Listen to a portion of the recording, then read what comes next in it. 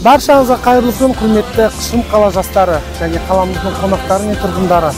Баршаңызды келіп жеткен 22 наурыз осының ұлы күні әз наурыз мерекесімен шын жүректен құттықтаймыз.